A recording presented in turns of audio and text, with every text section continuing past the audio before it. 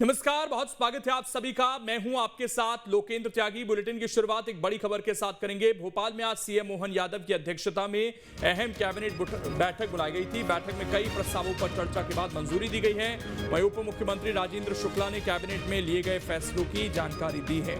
तो आपको बता दें कि कई बड़े फैसले जो हैं आज की कैबिनेट बैठक में लिए गए और इसकी जानकारी उप मुख्यमंत्री राजेंद्र शुक्ला के द्वारा बैठक के बाद दी गई है। बैठक में कई प्रस्तावों को मंजूरी मिली।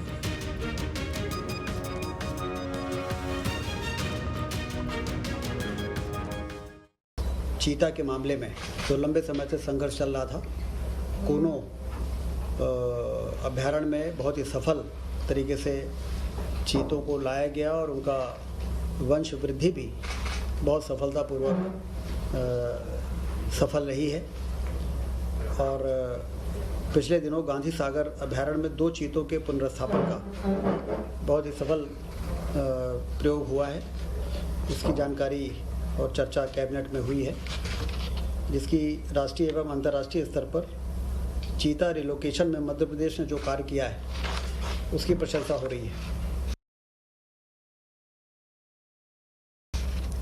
ग्वालियर में देश का पहला टेलीकॉम मैन्युफैक्चरिंग जोन बन सके, इसके लिए राज्य शासन ने अपनी सहमति भारत सरकार को भेज दी है और ऐसी उम्मीद है कि भारत सरकार की स्वीकृति के बाद 12,000 करोड़ के निवेश की संभावना तथा इससे 5,000 रोजगार के अवसर सृजित होंगे।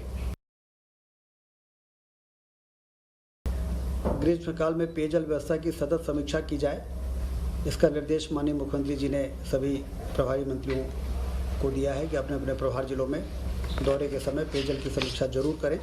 और जल गंगा संरक्षण का जो अभियान चल रहा है 15 जून तक 16 जून तक, उसमें कहाँ क्या संभावनाएं हैं, कहाँ पर हम तालाबों का गहरीकरण कर सकते हैं, कहाँ हम स्टॉप डैम बना सकते हैं, जिससे पानी का संग्रहण हो और उससे हमारा नीचे का वाटर टेबल जो है वो इम्प्रूव हो सके।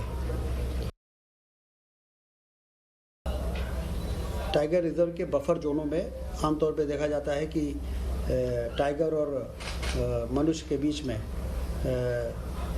मुठभेड़ के कारण दुर्घटनाएं होती हैं। तो बफर जोन में कुछ विकास के ऐसे कार्य जिससे कि इसको रोका जा सके, 145 करोड़ की सीमा तक विभिन्न प्रकार के कार्य किए जाएंगे। मध्य प्रदेश के 9 टाइगर रिजर्व से लगे बफर क्षेत्रों में 4 वर्षों में टाइगर की संख्या 526 से बढ़कर 785 हो गई है।